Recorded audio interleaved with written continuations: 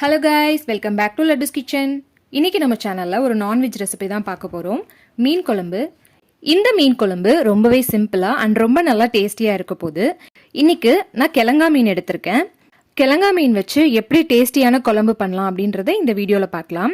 வீடியோக்குள்ளே போகிறதுக்கு முன்னாடி நம்ம சேனலை நீங்கள் ஃபர்ஸ்ட் டைம் பார்க்குறீங்கன்னா மறக்காமல் நம்ம சேனலை சப்ஸ்கிரைப் பண்ணி பக்கத்தில் இருக்க பெல் ஐக்கானை கிளிக் பண்ணி வச்சுக்கோங்க. வாங்க வீடியோக்குள்ளே போகலாம்.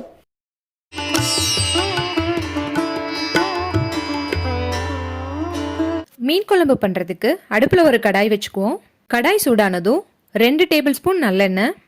எண்ணெய் காஞ்சதும் நான் இதில் தாளிப்பு வடகம் சேர்த்துக்கிறேன். உங்கள்கிட்ட தாளிப்பு வடகம் இருந்தால் சேர்த்துக்கோங்க, இல்லைனா அதை ஸ்கிப் பண்ணிக்கலாம். 1 டீஸ்பூன் அளவுக்கு வெந்தயம். வெந்தயம் பொரிஞ்சதும் ஒரு கொத்து கருவேப்பிலை சேர்த்துக்கலாம்.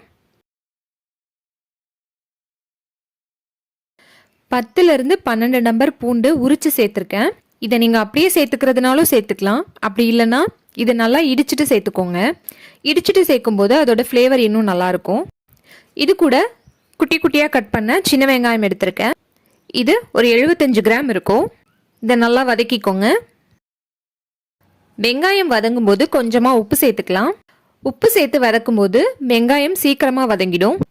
இதோட கலர் சேஞ்ச் ஆகிற வரைக்கும் நல்லா வதக்கிக்கோங்க. பாருங்கள், வெங்காயம் நல்லா கலர் சேஞ்ச் ஆகி வந்துருச்சு. நான் மீடியம் சைஸில் 2 தக்காளி கட் பண்ணி எடுத்திருக்கேன். அதையும் சேர்த்து நல்லா வதக்கிடுங்க. தக்காளி நல்லா மசிஞ்சு வர அளவுக்கு வதக்கிக்கோங்க. தக்காளி நல்லா வதங்கிடுச்சு. இந்த ஸ்டேஜில் 1 டேபிள் ஸ்பூன் மிளகாய்த்தூள், 2 டேபிள் ஸ்பூன் மல்லித்தூள், 1.5 டேபிள் ஸ்பூன் குழம்பு மிளகாய்த்தூள் சேர்த்துக்கிறேன். இது எல்லாத்தையும் சேர்த்து நல்லா வதக்கிக்கோங்க. அடுப்பை சிம்மில் வச்சுக்கோங்க, இல்லைனா மசாலா கரிஞ்சிரும். இப்போது நான் ஒரு எலுமிச்சம்பழம் அளவுக்கு புளி எடுத்து நல்லா கரைச்சி எடுத்திருக்கேன். அந்த புளி கரைசலை இது கூட சேர்த்துக்கலாம். சேர்த்து நல்லா மிக்ஸ் பண்ணி விட்டுருங்க. மசாலா நம்ம சேர்த்துருக்க புளி தண்ணி இதோட பச்சை ஸ்மெல் போகிற வரைக்கும் இந்த குழம்பு நல்லா கொதிக்கட்டும்.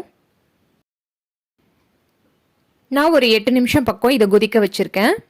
பச்சை ஸ்மெல் எல்லாம் போயிட்டு நல்லா வாசம் வர ஆரம்பிச்சிடுச்சு. இந்த ஸ்டேஜில் நான் 1 கப் அளவுக்கு தேங்காய் பால் எடுத்து வச்சுருக்கேன். அதை இது கூட சேர்த்துக்கலாம். தேங்காய் நீங்கள் அப்படியே அரைச்சி சேர்க்குறத விட பால் சேர்த்திங்கன்னா அது இன்னும் நல்லா டேஸ்ட்டாக இருக்கும். இந்த டைமில் குழம்புக்கு தேவையான அளவு உப்பு சேர்த்துக்கலாம். இது அப்படியே 5 நிமிஷத்துக்கு நல்லா கொதிக்கட்டும். பாருங்கள், 5 நிமிஷம் ஆயிடுச்சு. குழம்பு நல்லா கொதிச்சு சுண்டி வந்துடுச்சு. இந்த ஸ்டேஜில் நான் இன்னைக்கு கிழங்கா மீன் எடுத்திருக்கேன். இந்த மீன் துண்டுகளை அப்படியே இந்த குழம்புல சேர்த்துக்கலாம். தண்ணி எதுவும் இல்லாமல் நல்லா புளிஞ்சிட்டு சேர்த்துக்கோங்க.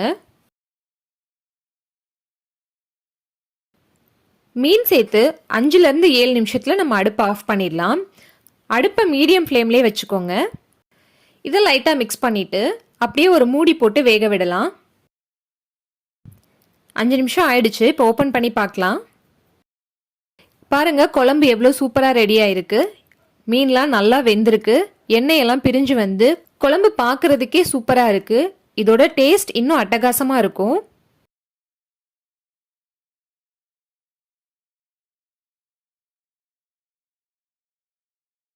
அவ்வளோதான், நமக்கு மீன் குழம்பு ரெடி ஆயிடுச்சு. பாருங்கள், ரொம்பவே சிம்பிளாக டேஸ்டியான மீன் குழம்பு ரெடி ஆயிடுச்சு. இந்த மீன் குழம்பு ரெசிபி உங்கள் வீட்லேயும் ட்ரை பண்ணி பாருங்கள். இதோட டேஸ்ட் ரொம்ப நல்லாயிருக்கும்.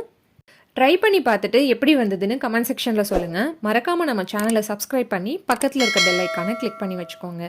தேங்க்யூ ஃபார் வாட்சிங். Eat healthy, stay healthy.